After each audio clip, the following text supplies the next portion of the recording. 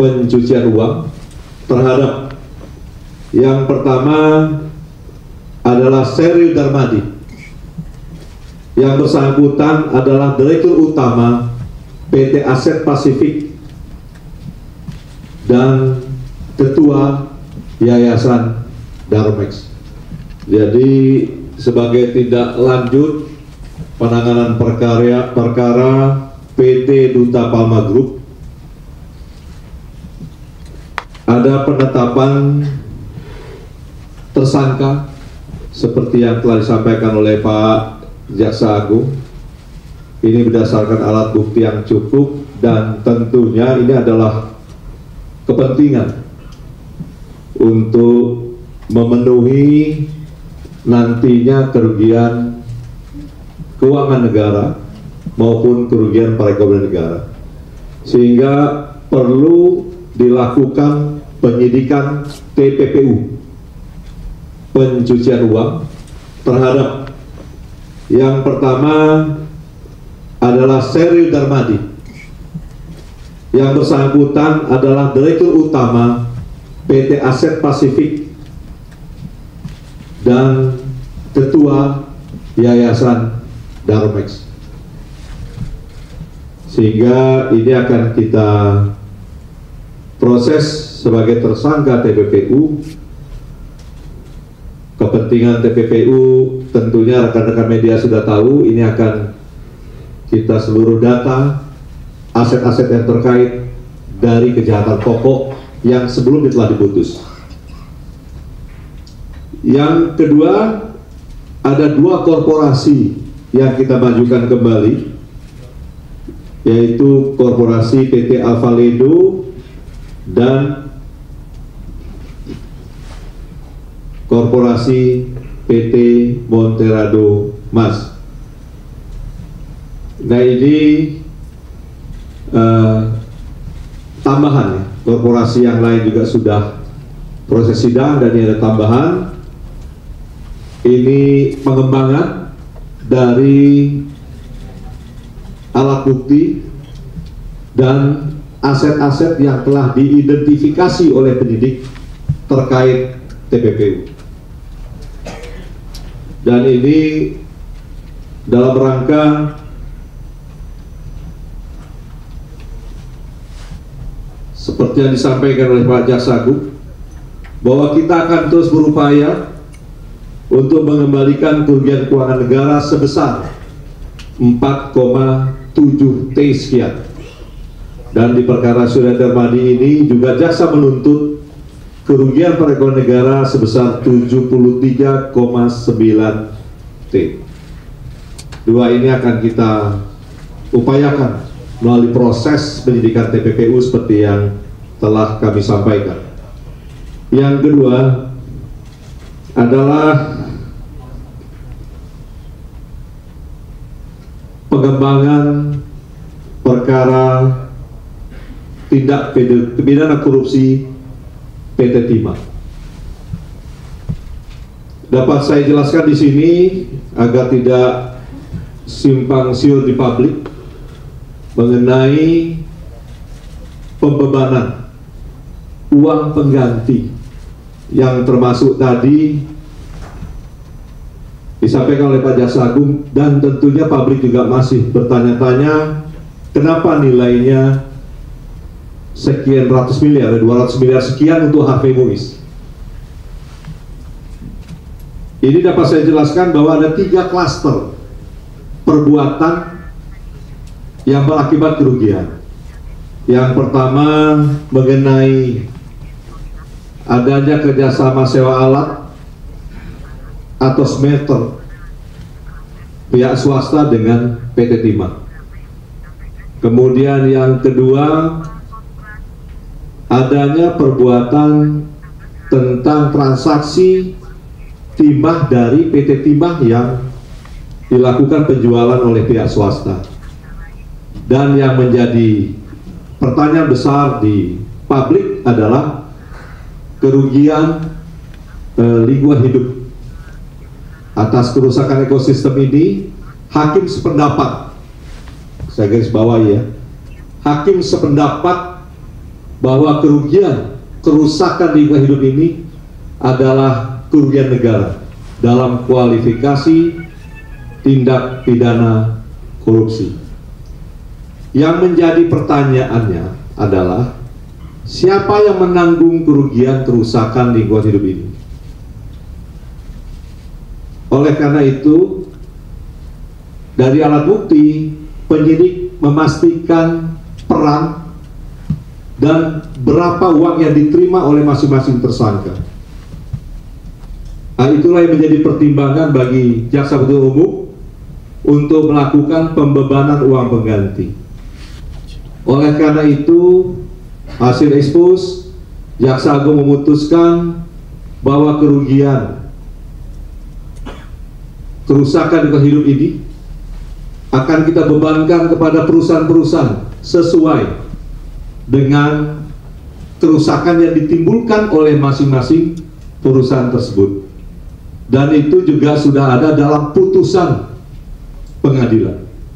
Sehingga ditetapkan yang pertama adalah korporasi PT Refinet Bangka Tim atau PT RBT. Yang kedua korporasi PT SIP atau PT Stanindo Inti Perkasa.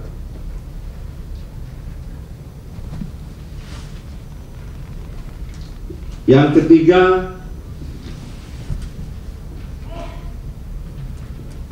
korporasi PT Tinindo Internusa. Keempat PT Sariguna Bina Sentosa. 5 CV Venus Inti Perkasa. Supaya tidak simpang siur kembali di publik, tentunya akan ada pertanyaan masing-masing berapa perhitungan kerugian akibat kerusakan lingkungan yang telah dilakukan oleh perusahaan tersebut.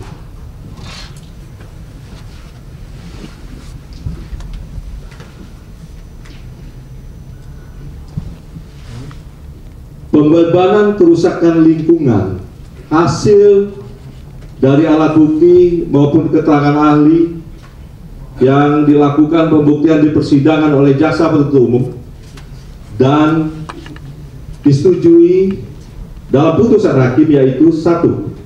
PT RBT sebesar 38T 539.949.330,8. Kedua PT SB 23T 670.769.700.728,8. Yang ketiga PT SIP 24T titik 311.841.441.084,4. 4 PT TIM 23T titik 670.700.728,8. 5 PT VIP 42T titik 155.740.622,8. Ini sekitar jumlahnya 152T. Sisanya dari 271 yang telah diputuskan oleh hakim dan itu menjadi kerugian negara, ini sedang dihitung oleh BPKP. Siapa yang bertanggung jawab tentunya akan kita tindak lanjuti dan akan kita segera sampaikan ke publik. Dan nanti setelah acara ini, apabila tidak ada yang belum ada yang jelas, dapat dipertanyakan kepada kami lagi agar semua menjadi clear dan memahami apa yang menjadi pertimbangan jaksa penuntut umum. Demikian, terima kasih.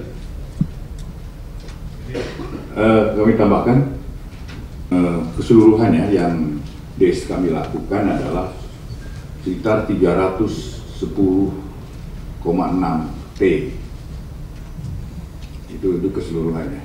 Dan untuk itu silakan Pak Jamdatun untuk menyampaikan hasil pelaksanaan.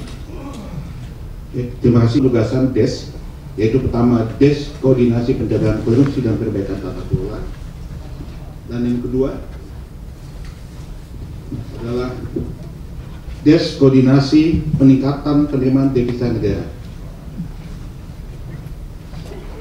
Dalam kurun waktu akhir Oktober hingga Desember 2024, Bidang Perdata dan Tata Usaha Negara Kejaksaan Republik Indonesia telah menunjukkan komitmen dan kinerjanya melalui berbagai layanan strategis, antara lain melaksanakan 2.164 kegiatan pendampingan hukum untuk mendukung transparansi dan akuntabilitas pada berbagai BUMN dan BUMD yang memastikan tata kelola yang baik dalam kegiatan tersebut.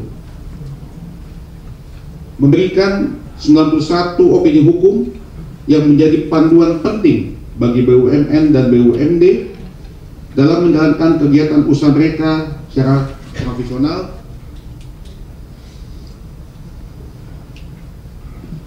dengan memperhatikan kepatuhan dan mitigasi risiko sesuai dengan peraturan perundang-undangan. Bahwa selain itu, Kejaksaan tidak hanya menggunakan instrumen penegakan hukum melalui persidangan di pengadilan, Kejaksaan juga melakukan penyelesaian sengketa di luar pengadilan. Salah satunya adalah melalui mediasi sebanyak 37 permasalahan yang dapat diselesaikan melalui mediasi. Adapun untuk pelaksanaan tugas DES Koordinasi Peningkatan Penerimaan Devisa Negara dalam kurun waktu Oktober hingga Desember 2024, Bidang Intelijen pada Kejaksaan Republik Indonesia telah melakukan pengamanan terhadap 89 pembangunan prioritas nasional, 28 proyek IKN, dan 3.028 proyek prioritas daerah dalam bentuk pembangunan infrastruktur jalan bebas hambatan Betung Jambi, pembangunan infrastruktur Bandara Pulau Terogo, Nadira Labuan Bajo dan Fakfak, pembangunan kilang minyak Tuban bersama dengan PT Pertamina Persero. Demikian yang dapat kami sampaikan. Terima kasih.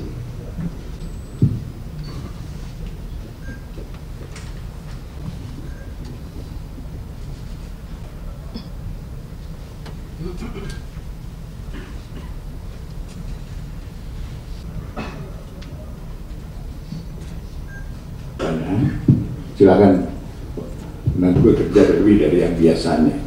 Dan kita perhitungkan adalah setelah kami diberikan trigger ya sebagai satu kegiatan-kegiatan itu kita tingkatkan, kita meningkat, dan tentunya ini hasilnya itu yang disampaikan. Memang pekerjaan kita sendiri yang hari-hari ya, yang setiap tugas pokok kami, tetapi di sini juga ya memberikan suatu trigger penguatan untuk kita lebih bekerja lebih dari itu ya. Kemudian yang kedua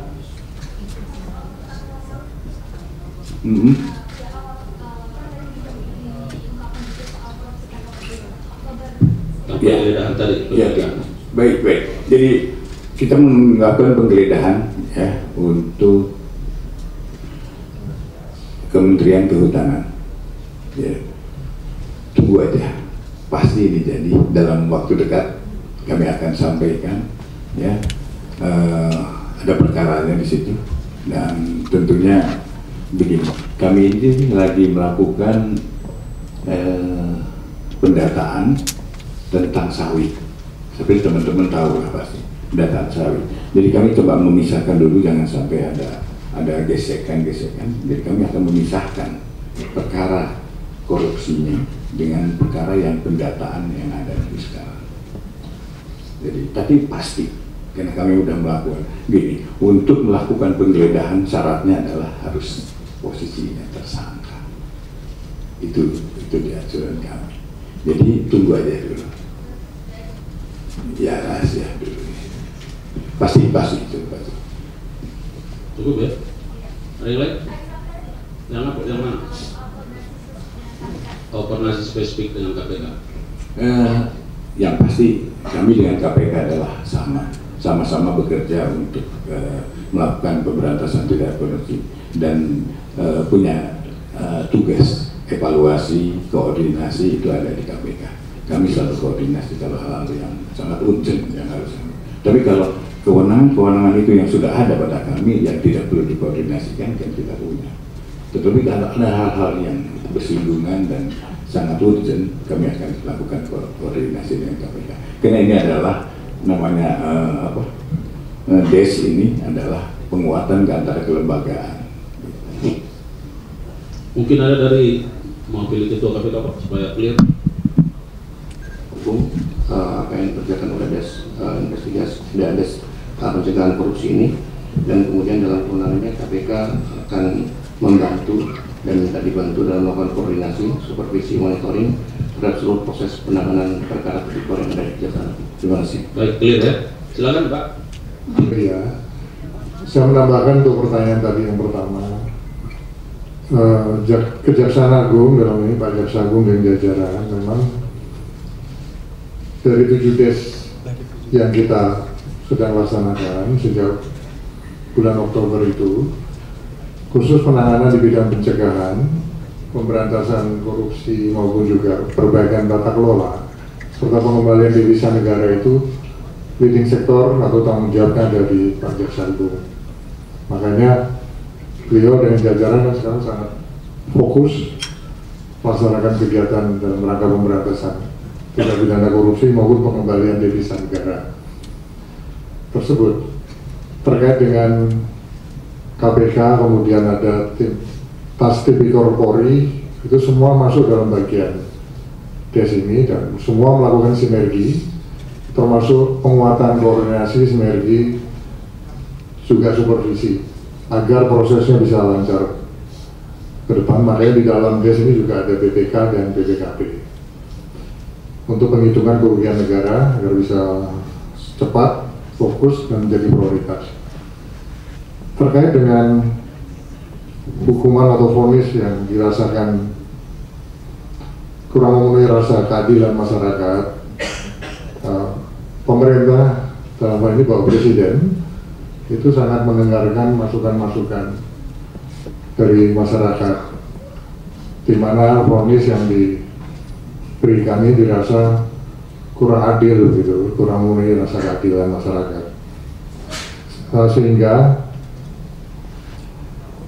Presiden sudah memerintahkan juga pada Pak Jaksa Agung untuk melakukan upaya banding terhadap putusan vonis tersebut. Di samping itu, dari Komisi Yudisial juga sedang melakukan pendalaman yang terkait dengan kemungkinan adanya pelanggaran kode etik atau pelanggaran-pelanggaran lainnya yang dilakukan oleh para pihak, baik itu dalam hal ini tentunya hakim. Demikian yang bisa saya tambahkan. Silakan kalau masih ada yang lain. Silakan.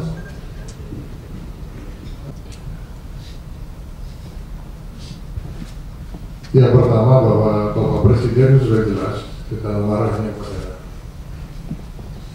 kita yang tergabung di dalam DES pencegahan dan penanganan tindak pidana korupsi, bahwa penanganan terhadap tindak pidana korupsi harus tegas dan tanpa ragu-ragu.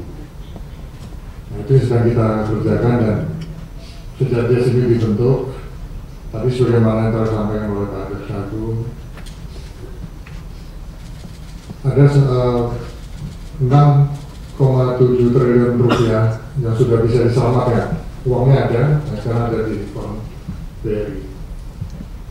Khusus hari ini, kami dari DES, dari Sarwo, tadi sudah mengumumkan 2 kasus korupsi yang terkait. Pertama, tindak pidana korupsi tata kelola sawit dari tahun 2005 hingga 2024. Itu yang melibatkan ada tambahan 1 tersangka perorangan baru dan 2 korporasi tersangka baru dengan total kerugian kurang lebih 73,9 triliun keuangan negara, kerugian negara yang bisa diselamatkan. Yang kedua, yang terkait dengan tata niaga timah, ada 7 korporasi baru yang tadi telah diumumkan dengan kerugian negara berjumlah kurang lebih 271 triliun rupiah, sehingga kalau di total itu berjumlah kurang lebih 344 triliun rupiah. Ini sebagai wujud komitmen dari pemerintah. Jadi istilah-istilah yang katanya ada yang mengistilahkan kalau penanganan korupsi itu tajam ke bawah, tumpul ke atas. Tunggu saja, kita banyak nanti episode-episode berikutnya yang akan kita umumkan gitu. Ini baru awal ya, baru awal, hasilnya sudah spektakuler. Dan pemerintah berkomitmen untuk terus memperkuat langkah-langkah penegakan hukum yang semakin responsif dan memenuhi rasa keadilan masyarakat, sehingga semuanya ada kepastian hukum dan memenuhi rasa keadilan masyarakat. Demikian yang bisa saya tambahkan. Silakan Pak Jaksa. Terhadap hakim yang melaksanakan bagus, ya kan? Ya.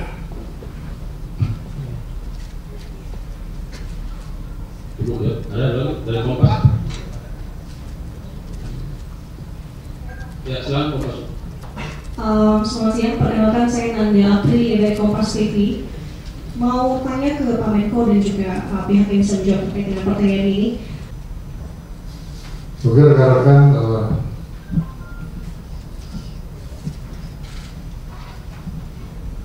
melihat narasi-narasi dari yang pernah didengar yang terkait dengan pemaafan terhadap para koruptor. Nah, kita tahu bahwa Presiden sudah tegas memerintahkan kepada kami, pada DES, di dalam penanganan korupsi, tidak pidana korupsi itu tidak ada toleransi lain, harus tegas dan jangan ragu-ragu. Karena kebocoran negara, baik itu terkait dengan pengelolaan anggaran negara maupun aset-aset kekayaan Indonesia yang dilarikan ke luar negeri, itu sudah sangat luar biasa besarnya. Nah, ini harus diselamatkan, harus kembalikan ke negara, semuanya digunakan sepenuhnya untuk pembangunan nasional dan kesejahteraan masyarakat. Meskipun kita tahu bahwa Bapak Presiden itu mempunyai hak untuk memberikan pengampunan, bahwa itu melalui mekanisme gerasi, amnesti, dan abolisi. Namun beliau menyampaikan bahwa tetap prinsipnya hukum harus tegak. Hukum tetap harus dijalankan, pemberantasan korupsi harus dilaksanakan secara tegas dan terukur. Nah, ini sangat menentukan program-program prioritas yang beliau canangkan bisa berjalan, termasuk pertumbuhan ekonomi 8%. Ini semuanya tergantung dari penegakan hukum yang dilakukan oleh DES.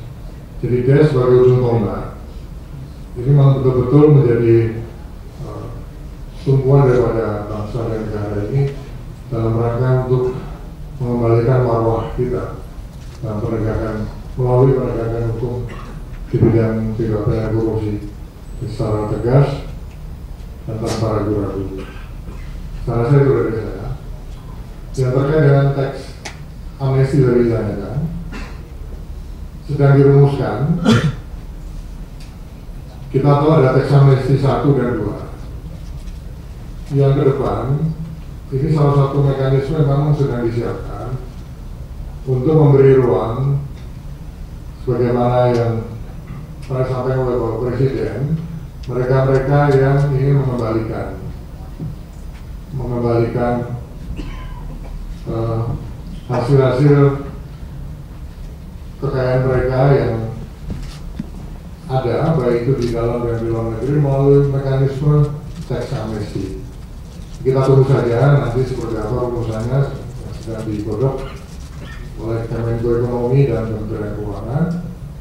Nah, dan tentunya salah satu mekanisme. Tetapi kami Tapi Bapak Presiden di dalam penegakan hukum tidak ada istilah kata maaf gitu. Karena kami sudah jelas akan melakukan pemberantasan tindak pidana korupsi ini secara tegas